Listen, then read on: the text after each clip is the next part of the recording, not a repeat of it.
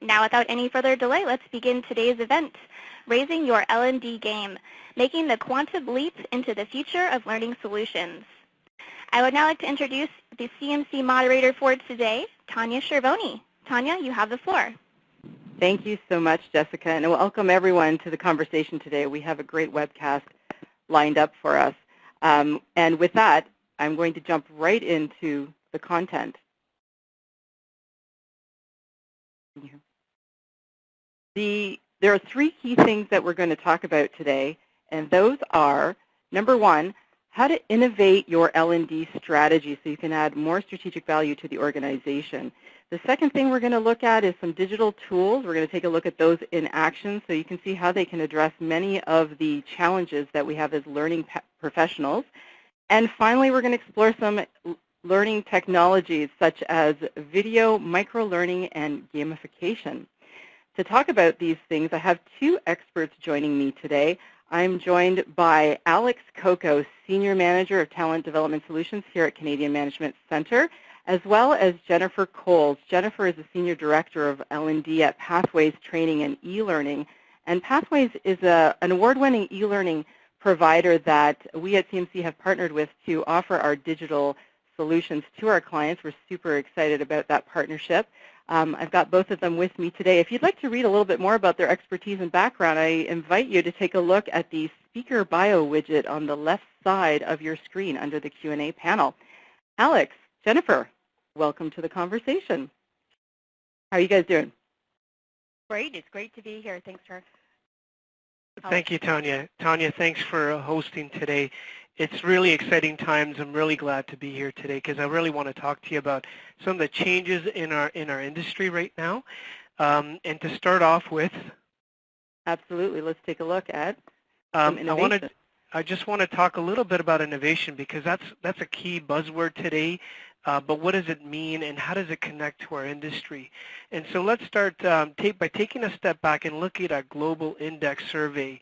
And so, for example, there's an index survey that ranks at 130 countries and says who's innovating and how well are they innovating.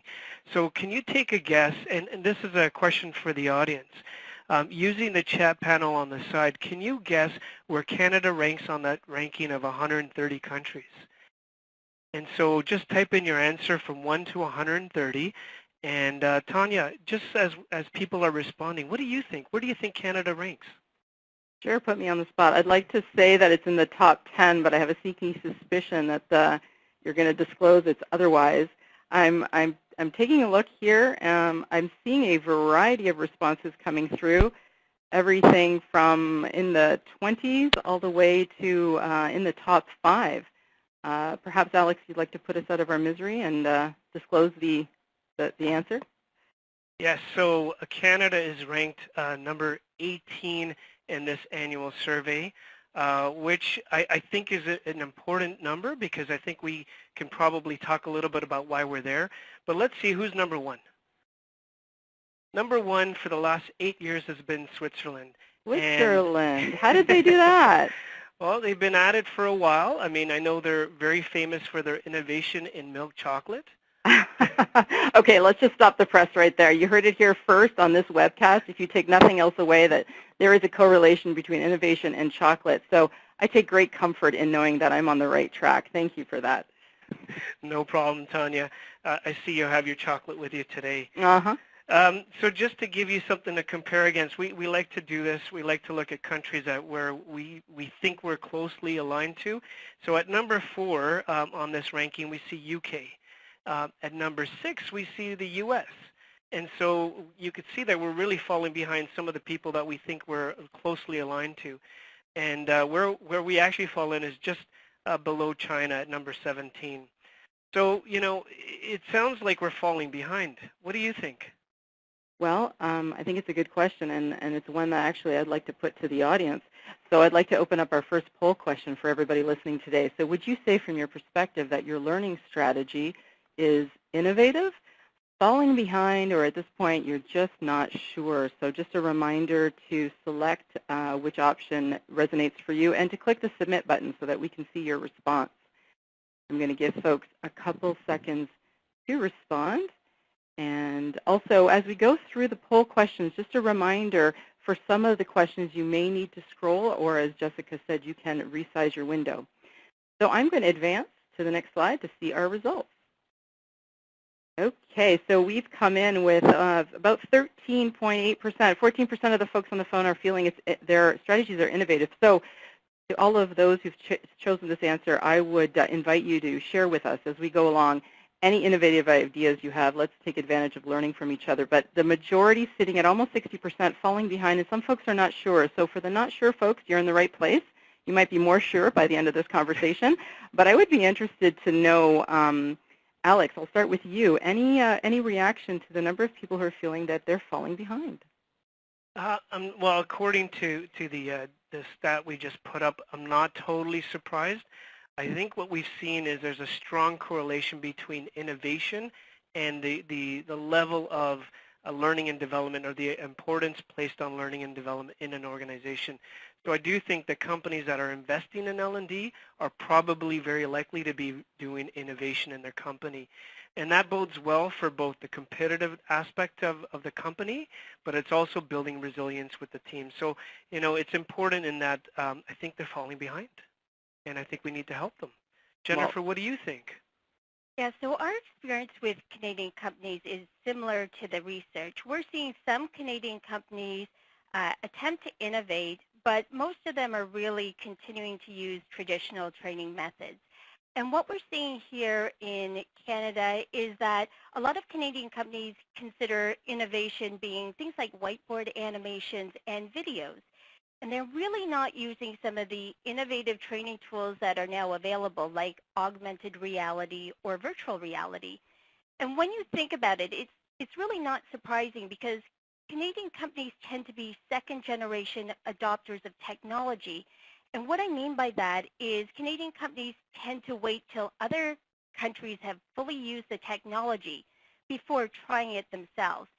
Now, the problem with this is second-generation adopters of technology don't get the productivity gains that first-generation technology adopters do. Thank you. Well, it sounds like we have a pretty compelling call to action, so I'm going to advance it and let you continue, Alex. So this definitely brings up the idea of this. Who's doing it well, and what are they doing differently? And so one of the studies we've read about is looking at this concept of a new learning organization. And what they do differently, which is really important, is first, they look at learning in the flow of work, which basically means they're doing things that don't disrupt their workplace. They don't disrupt their workflow. And so building things that are part of it are really key. The second thing that they do is that they do micro-learning as part of their learning strategy. And that just means that they have short bursts of learning that are accessible when they need it, and it's available to all of their employees. The next thing that they do is they have a learning sustainment strategy. So they have placed importance on how do we use this on an ongoing basis to make sure that people are applying the learning. And then lastly, and this is something that we've seen quite a bit, is that they do customize their training. So it's very specific to what they have to do on the job.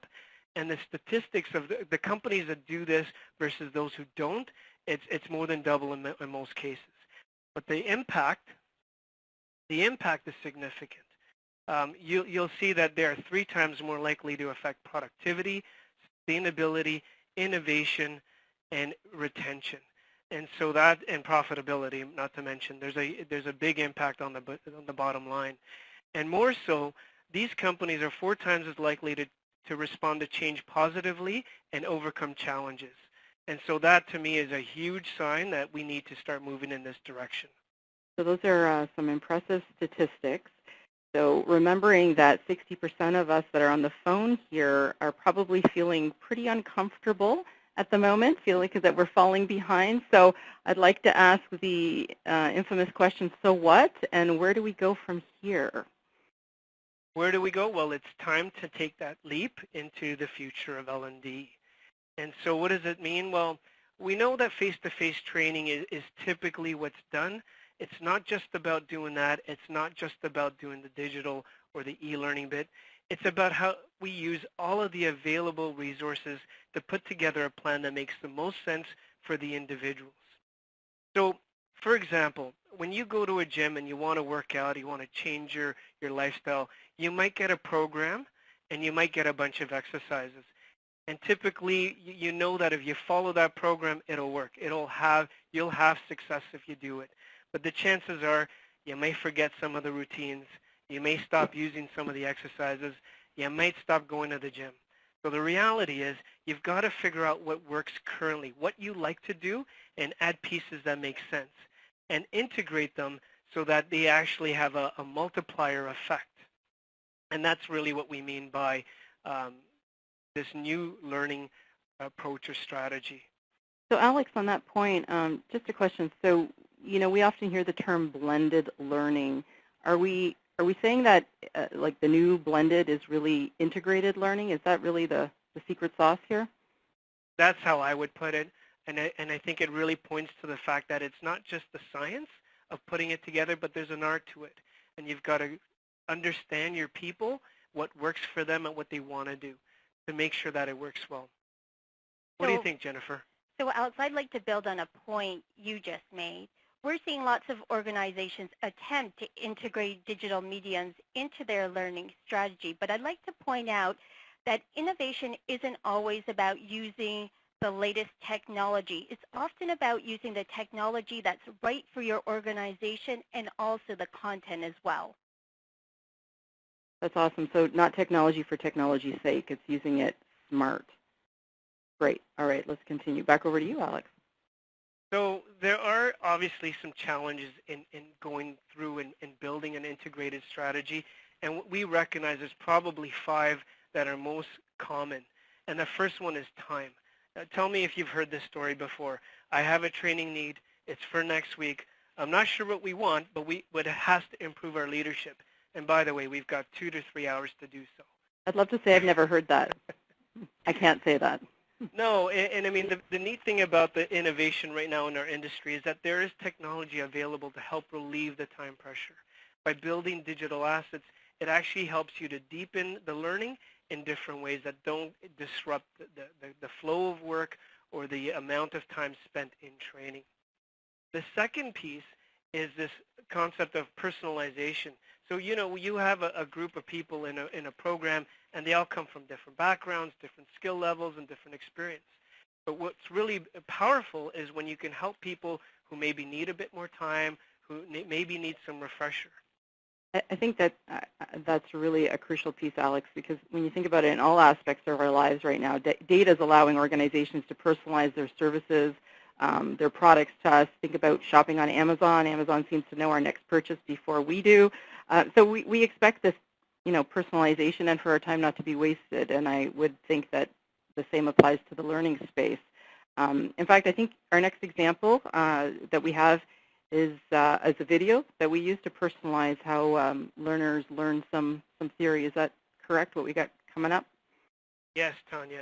The next video, you're going to see a video that we use in trying to help people understand one of the tools, a DISC tool that we often use. And so it's a very quick microburst of learning. So go ahead, please show the video. Let it go. D's and I's tend to be more extroverted, meaning they get their energy from interacting with people. S and C's, on the other hand, may wait for information to come to them instead of asking for it. They may opt to follow existing processes and procedures.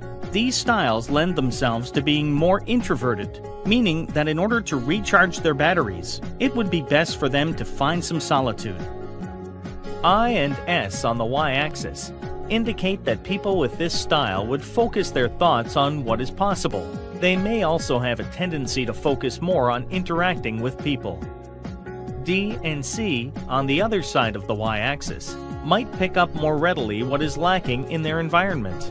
They may also have more of a tendency to get right into task mode to get things done.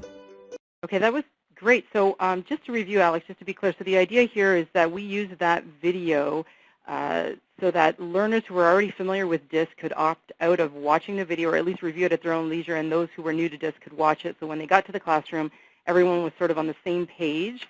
so nobody was wasting time reviewing theory that they were already familiar with. Is that the concept? It is. And it's very helpful to have that housed somewhere where people can access it when they need it. And so again, if it's something that will help you to have a better discussion in class, then that's a really good pre-event tool. But it also can be used as a post-event tool, as a refresher and a learning sustainment piece. Fabulous. So number 3 on our list is learner engagement. And you probably, for those of you who've taken e-learning and understanding how it's been used in the past, sometimes it can be a little bit boring. So I think we need to recognize how people consume social media these days and see the potential in how we use learning tools for that reason. Yeah, so we're going to now talk about learner engagement, and we're going to talk about videos. And one of the things we know about learning videos is by their very nature, they are naturally engaging. And when you think of the advent of things like Netflix and YouTube, we're consuming more and more digital assets like this in our personal lives, and we're expecting this level of engagement in our professional lives as well, which is why more and more organizations are looking to incorporate digital mediums into their learning strategy. Now we're going to talk about gamification, because gamification also by its very nature is extremely engaging. And what we know about the research on gamification is as follows. In comparison to other learning methods, when gamification is used, there is a 9% higher retention of learning information overall. When we look at factual information, we see an 11% increase. And when we look at procedural knowledge, we see a 14% increase in procedural knowledge when gamification is used in comparison to other methods. So I'd like to talk about why gamification is so incredibly engaging. When you think about gamification, you must be 100% engaged in the game in order to win points and also to win the game. This is different than other training methods where, for example, with e-learning or classroom-based learning, you can zone out for a few moments. The other thing we know about the research on gamification is this. When you win a game or when you actually win points, dopamine is released in the brain, and dopamine is the feel-good hormone that makes you want to play the game again and again. I can actually just vouch for that as a mother of a 7-year-old that I compete against in a wicked game called Crossy Road. We are 100% engaged. There is nothing in our world when this is going on, and we're completely addicted. So I completely get the concept that it's entirely engaging. And we have an example coming up, I think, shortly, don't we? We sure do. So I'd like to share with you an example of a game we developed. And the game I'm going to share with you, we were engaged by a large Canadian bank. And this particular organization knew that if they increased the product knowledge of their employees, they would see an increase in sales. And so what we developed for them was an Angry Bird-like game in which employees could compete against each other, they could compete against other branches, and they could compete against other branches across Canada. This particular game was actually developed using a gaming engine called Construct 2. Now, you don't have to use a gaming engine to develop learning games. We have lots of e-learning authoring tools available now like Storyline, Lectora, or Captivate, and you can use these tools to create learning games as well. And in fact, we're going to show you now an example of a short game we created as part of a sustainment strategy to actually reinforce the concepts of discs that were taught in the classroom. And this was created using Storyline.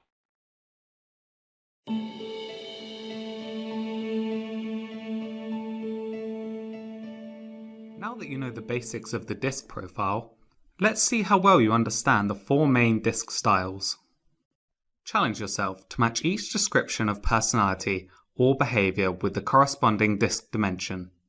D. Dominance. I. Influence. S. Steadiness, or C. Conscientiousness. Drag each behavior from this box to the quadrant that best matches it. Select Next when you are ready to start.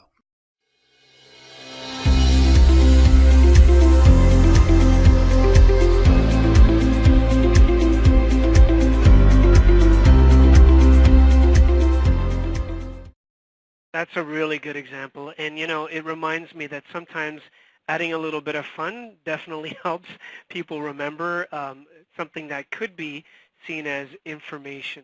And so, you're not just engaging learners, but to the next point, it's actually starting to build that retention strategy. And retention and sustainment is something that we've been talking about for quite a while here at CMC. Some of you may have even attended our last webinar in February on that very topic. So what I wanted to tell you a little bit about is that learning sustainment doesn't have to be necessarily digital.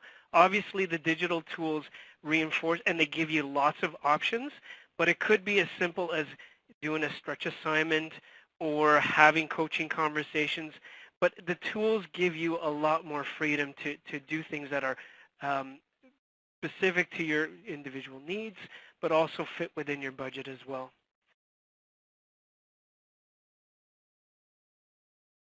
So the next thing we're going to talk about is a video that, so let's say you've taken a performance management training course and you are about to go into a conversation with one of your employees, and you love the course and you remember some of it but you forget the tool.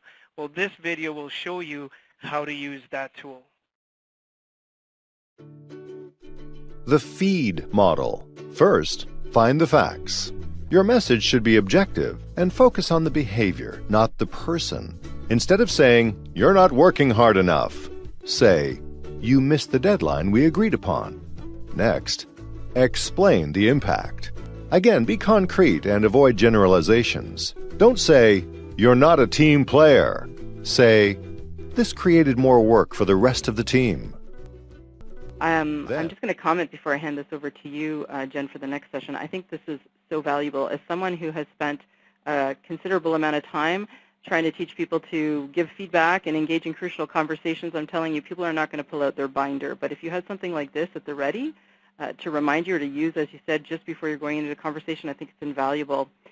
At this point, I think we're going to switch the conversation to virtual reality. And Jen, I know you have something to tell us about that. Yeah, absolutely. I sure do. So what we're seeing nowadays is many organizations are already starting to integrate digital elements like e-learning and video into their learning strategy, but we're not seeing a lot of organizations use some of the new technologies like virtual reality that is now available. And one of the things we know from the research on simulations in virtual reality is when you can put the learner in a situation that is as close as possible to their work environment, you're most likely to get a transfer in learning. And what we know from the stats on simulations and VR is that retention and that application is as close to as 75 to 90% because, again, it's very clear to the learner on how they're going to apply those new skills that they've just learned to the workplace. So I'd like to share with you now an example of a virtual reality e-learning module that we created, and I'd like to give you a bit of a background on this VR module that we created before we actually show it to you. So we went to the DevLearn conference, which is a conference that happens every year in Las Vegas. It's a learning technology conference, and our intent was to go and buy an innovative piece of technology to bring back to Canada. And while we were at this conference, we quickly realized that virtual reality is the next thing in learning. And while we were there, we met some Canadians from St. John's Ambulance. They felt the same way about VR, but they didn't have the budget at that point to actually be able to create anything in VR. So we said, if you've got some great content, we will do the programming. And so their initial suggestion for content was CPR. But what we know about CPR is it's not great content for VR because CPR can be easily taught in a classroom situation. And so then they suggested a mass casualty event. And this is a much better much better content for VR because it's hard to replicate what happens when lots and lots of people are injured and the shock and panic in a mass casualty event. So what we're going to show you in a moment is a demo of this particular module we created. And there's a lot of people injured, and the whole intent is you have to decide who to help first, and then you also have to decide what is the first aid treatment that you would apply. Now, because you don't all have virtual reality goggles, you're not going to be able to see this in VR, but we have created a short video to give you an idea of the experience. And I should mention as well that this particular demo uses 360 video. And 360 video is a new technology as well that can be used in learning, and it allows you to see the entire environment that you're in. So you have a 360-degree view of the scenario or the room, and you're not just seeing the angle of where the video was being shot. So we're going to show that to you now.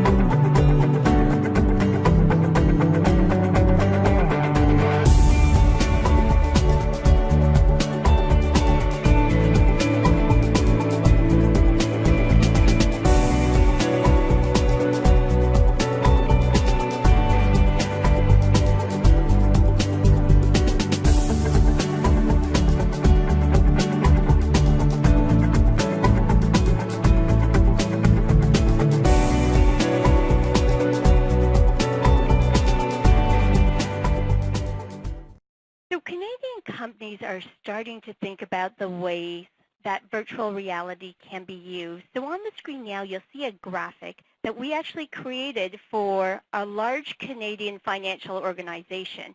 And one of the things that this particular organization was considering was they were considering using virtual reality to actually train about a new insurance product that they were launching. And so one of the things that they thought would be a great experience for learners to remember the product features was to actually experience what it would be like if you were a customer and you did not have this insurance for your basic needs. And in fact, this organization took it a step further. They said, geez, wouldn't it be great if our clients could also experience what it's like if they don't purchase our insurance product? And they were actually contemplating having customers use virtual reality to sell their product at the branch level. Fantastic. You can really start to see the application. I can see how this is probably in the future going to be used for other even soft skills training and leadership, even though most of us aren't there yet. We have some questions coming in, some of which I'm going to save for the Q&A, but there is one question about virtual reality, so I'm going to raise that now from Sandra. And she asks, does the quality of the virtual reality images impact learning? For example, if the images are too pixelated. It's a bit of a technical question, but Jen, I don't know if you can comment on quality of images in virtual reality. Yeah, so it is a great question, and for certain, depending on what quality of camera you use, it can impact the quality of the video actually created or the VR itself. I would say that, certainly the more money you're going to spend in a camera, the better the quality of the images. But by virtue of the VR itself, I think that experience from a learning perspective, if you can put somebody in any type of VR, regardless of the quality of the images, you're still going to see those retention levels. Because again, the whole idea behind VR is you're trying to put the learner in a situation that is as close to their learning environment as possible. So even if the images are slightly pixelated, I would still say the benefit from a learning perspective outweighs not doing it. Great. Thank you. I hope that answers your question, Sandra. Okay, so I think after having seen a few examples, we're going to circle back to how we integrate this and getting back to our overall strategy. So Alex, I'm going to pass the ball back over to you. So actually, you know, in seeing those virtual reality applications, I got to say there's some real cool opportunities, and I really feel like the technology is catching up to our imagination. And I can see us using that in more corporate setting, and just thinking about some of the more challenging situations that people are in. So whether it is public speaking or even just having to deal with difficult customers, I think it's a really interesting opportunity. So thank you for sharing those examples, Jen. Those are great. But now that we've seen these digital tools and technologies in action, let's look at how you can innovate and develop this concept of an integrated learning strategy at your organization and what that might actually look like. So one of the things, so before we do that, let's check out these stats. According to some research that we found, a lot of people still feel like the classroom is the preferential way of accessing learning. So almost 53% said classroom is their preferred method of learning. Compare that to 18% who said that e-learning was their preferential way of learning, and 29, almost 30% said they want to learn on their own. And actually, if you look at a blended learning, the stat shows that 59% prefer a blended approach. And that's really important because while it suggests that technology has a role, it talks about the need to be able to match them and use both in a solution. And don't forget that the top in-demand skills today, according to LinkedIn 2018, are leadership, communication, and collaboration. And those are things you can't do strictly online. You need the face-to-face because you need the social interaction. So that's really good news for those of us who are still masters of the classroom, but it is time for us to evolve with the other components. Absolutely. So what we've done is we've tried to map out what an ideal situation would look like and how we would use technology in the various pieces. So in an ideal world, it would be great to get everybody in a room before a program starts and say, hey, you know, we've got this excellent program for you, build excitement and interest about it, talk about what it's going to take and what's the expectations for them to go through the program. The next piece, and usually we do like an online self-assessment, it would be good if they could take that away and do some self-reflection or self-study. And follow that up with some real good coaching, a one-to-one opportunity to talk about goals, expectations, and needs based on what they feel they need to do to improve their leadership, if we're talking about leadership. And then preparing yourself for the in-classroom, it'd be good to sort of get that video to maybe get a little bit more interest, more information, or deepen your understanding of a topic. And that way, when you get into the classroom, you can take another level in terms of the conversations. You can start talking about application. And really, that's what people want. They want to know what's out there, but they also want to know, how am I going to use this?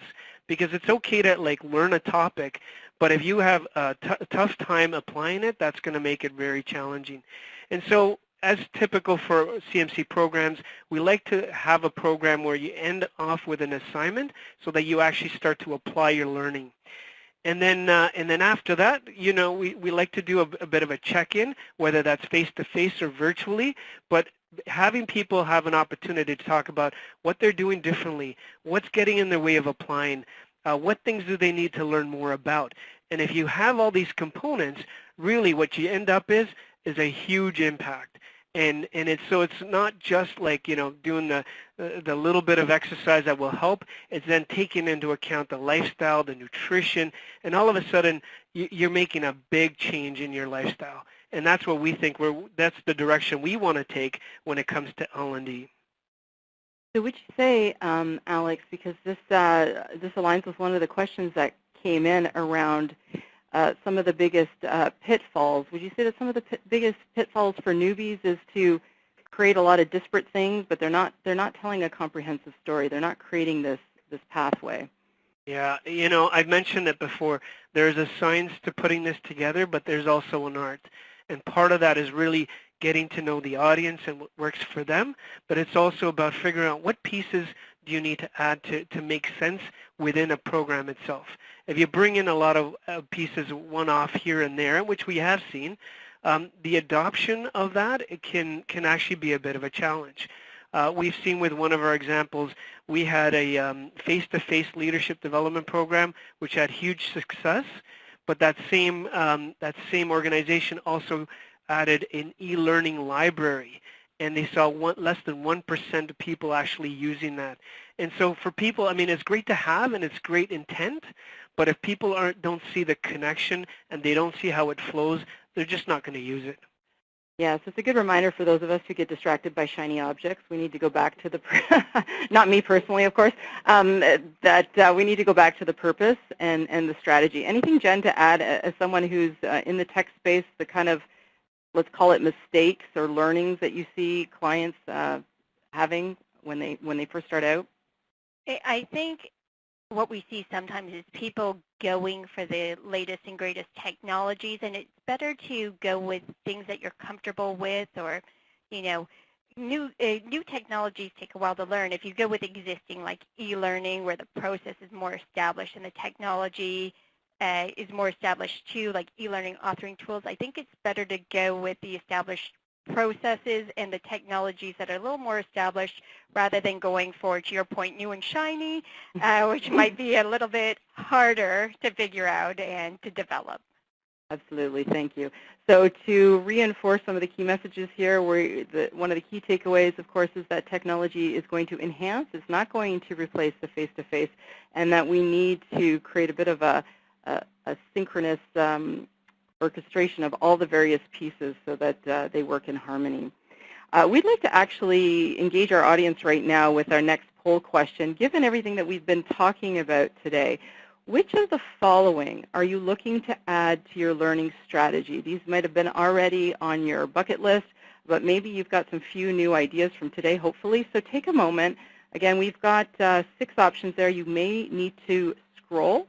I'm going to give you a moment to make that selection, and please don't forget to hit the submit button, otherwise we won't be able to see your response. Does anyone want to venture a guess? Alex, what do you think people are looking to add, if you had to guess? Yeah, I think if we were to ask early on, maybe the mobile learning would have been sort of the first reaction, but after seeing that virtual reality, I want to go there. You're going with virtual reality. Jen, where are you placing your money? So the interesting thing is I'm not going to go with virtual reality on this one. I think the reality is, given most Canadian organizations are second adopters, given most people don't really know how to develop for virtual reality, because even virtual reality or gamification, you have to be able to do instructional design that maps out where the learner might go at any time. It's not like e-learning where it's a straight sequence. You have to be able to map out all of the possibilities at once. My gut says people are going to go with mobile learning, because that is one now with e-learning authoring tools that's pretty easy to implement. So I'm going to go with mobile learning. I'm sorry, Alex. I'm with Jen on this one. So let's see the results. And ooh, a big upset. 52% are going for video or animation, followed by a tie for gamification and e-learning. And you were correct, though, that, Jen, virtual learning was lower on the list. Any comments, Jen? I have to say I'm very surprised with the results, but in a pleasant way. It's nice to see so many people and organizations thinking about gamification, because I do think the results from a learning perspective are high, and when you think about the engagement level and how engaged people are and the higher retention of learning, it's great to see so many people thinking about gamification, and I'm not surprised about e-learning. E-learning is standard. I think e-learning is here to stay, and I think in the future we're going to see more and more of that virtual reality, though. Okay, thank you. We do have one more question that links into this. So given what folks online are interested, given what you're interested in, we would like to know what gets in the way. So we do have quite a few barriers listed here. What's stopping you today, assuming that something is stopping you? Although one of the options is that you don't foresee any barriers and you're ready to go. So we'd love to see some people in that category. But I'm going to stop talking over this so that you can take a moment to read the list. Give that a few seconds.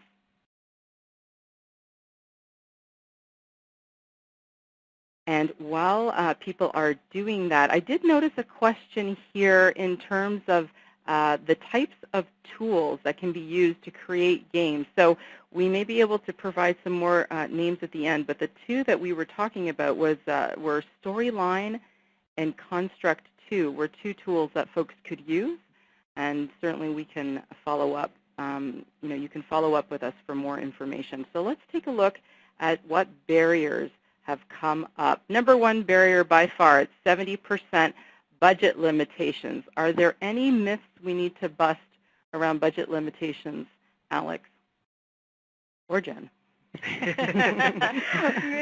Maybe I'll jump in on that. Yeah. Okay. So I think from a budget limitation perspective, I think there is a perception out there that virtual reality costs a lot to develop, but the reality is now VR you can develop for just slightly more than e-learning. So although I recognize why budget limitation may come up, I think, again, in the future when people consider adopting some of these technologies, it's going to be less of a limitation than many people might anticipate. Okay, that's good to know. And then followed by lack of expertise and technology limitations, which are less surprising for sure. I want to also acknowledge Valerie, who writes in that her limitation is time.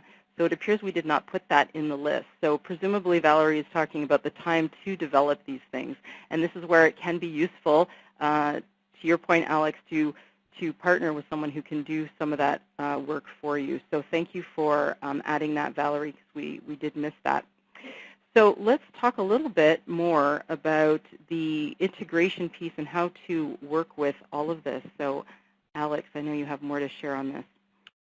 So you asked me earlier, what happens when you adopt technology, and the reality is it can get very messy.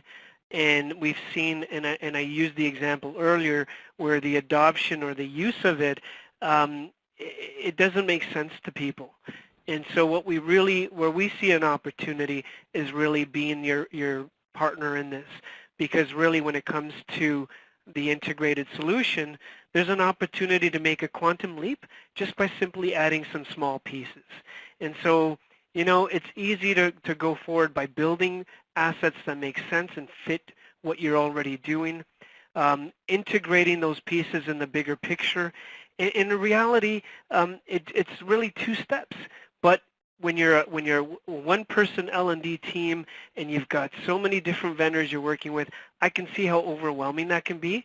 And partnering with CMC allows you to take advantage of all of our partnerships, all of our expertise, and really bring you to the next level. And if you're interested, please connect with one of our talented folks at the end of this webinar. Thank you, Alex. So this is great. We have some time for some questions from all of you on the line, and we do have a couple that have come in. I'm going to address them momentarily, but just a reminder, please enter your question in the Q&A panel. One question that has come in from, this is a tech-neutral question from Sandra, who asks, how would you engage those who don't believe in training regardless of the method? Okay, I'm going to withhold my draconian response. And Alex, did you have something that you would like to share with Sandra on engaging people who don't believe in training regardless of the method? Sounds like a change management challenge to me. It does. And you know what? I guess I would want to understand why that individual feels that way, and recognize that that's one opinion. But I think most people want to learn and grow. I mean, with business, that's part of a business culture, and so you want to develop an innovative approach, and you want to build a culture that supports learning and development. So you're not going to win everybody over, but if the culture is not supporting learning and development, then really looking at a change management process to say, we need to do something, how do we start? Whether it's, very practical pieces around this is how you can make your job easier. Mm-hmm. These are things that you can develop your career further. I think there's a lot of selling points. It's just a matter of finding out what those individual needs are. It gets back to that classic "what's in it for me" thing. So absolutely, thank you. A couple other questions here. We have Keith who asks, if you've not started with any digital learning elements, where's the easiest place to start? I think, Jen, you started in part answering that. I don't know if there's anything you would want to add at this point. No, I think I would reiterate my point around going for some technologies that are well established. Again, e-learning authoring tools that are out there nowadays are really easy to use. Storyline, Captivate, Lectora, they're designed for non-programmers to really be able to develop some engaging e-learning. So personally, if your organization hasn't started using digital learning, e-learning, in my opinion, nowadays is probably an easy place to start, just given how robust the technology is and the authoring tools are, and how far that technology has come. Fabulous. Thank you. Another question, how can you add gamification that engages both older employees and millennials in one program? An excellent question also from Keith. So it's interesting. In the gamification example I cited regarding the large Canadian financial institution where we implemented the Angry Birds-like game that I mentioned earlier on in this webinar, this particular client was extremely worried about this too. They had some concerns that only the millennials would be really, really engaged in the whole gamification process. But what we found from the user acceptance testing and doing some testing across the country is we actually found across the board all generations loved using this game. So, I think that's a concern that many organizations might have when considering implementing gamification, but our experience has been it's not unique to just one generation. It works across the board. That is great news. Fun is ubiquitous. We can all have fun together. That's fabulous. Thank you. And Jamie asks, is there a difference between gamification and learning games, or are those synonymous? So I'm going to go right back to you again, Jen. I love it. I would be happy to answer that. I think they really are the same thing. Gamification, gamification can be as extensive as, again, using a gaming engine to get a really, really in-depth video game experience. But I think the e-learning authoring tools, too, depending on what type of game you're looking to create, like if it is some type of fun mobile learning game or a knowledge assessment or a sustainment tool, you can use the e-learning authoring tools, and learning games and gamification really are the same thing. It's just what tools you're using to create them. And that's great. I'm going to bridge off of that, and this may go back to what Valerie had said in terms of a barrier around time, because another question has come into around how long does it take to create a game to review concepts. So, for those who are thinking, my God, are we talking months? Are we talking weeks? I know it depends on the scope, but any guidelines for us? Why are you laughing, Jen? I'm laughing because the particular game we developed, the client said you have 3 months, and so 3 months it was. I wouldn't recommend trying to do a complete, a video game, a learning game solution in 3 months. If you have a bit more time, it is better because, again, it's a new instructional design method when you are mapping out a true learning experience. I would say if you give yourself, 6 months at the highest end, probably 4 to 6 months is more of a realistic time frame to do the instructional design, get it approved, and then to actually take it to programming. Right, because we have to also factor in all those layers of approval that sometimes blow our budgets and time estimates. Sorry, Jen, go ahead. You're going to say something else. And I was going to just mention, if you're doing just a simple game, those can be created in 1 to 2 weeks. You can create the ID using storyboards, and then programming can take anywhere from a couple of days to a week at the most. So that's a quick win, too, if you are looking to implement gamification quickly into your organization. Okay. And on the topic of games, the questions come in whether you can use games for virtual reality, or is that really the best use of that technology? I would see virtual reality and gamification actually being quite unique. Virtual reality is designed to be more of a simulation, to simulate a real experience or a real work environment, and I would see game being more challenge yourself. Gamification is really better used for more factual-based information and not so much application in a scenario. So I would see the content you use for VR and the content you use for gamification being very unique and distinct. Okay, great. Thank you. We may have time for one or two more questions. Victoria, I'm going to ask you a question about your question. Victoria asks, what's the latest and the greatest trend in coaching at work? So I'm curious, Victoria, if that has to do, is that within the confines of digital? Are you talking about coaching going digital? Because I know there's a big trend towards e-coaching, and that, are you just talking coaching in general? If you could clarify your question, maybe we can get to it or respond to it afterwards. Another question is around using a gamification strategy to engage and attract clients to a service or business. So that's got a bit of a marketing spin. I'm curious, Jen, if your services have been used in that regard, or if it's mostly just been for learning. So we have predominantly developed games for learning. Again, just given the stats and the research on retention, it makes sense for us. We have not heard it being used in that particular way, but I think it makes a lot of sense. It definitely could be used to engage or solicit clients for sure.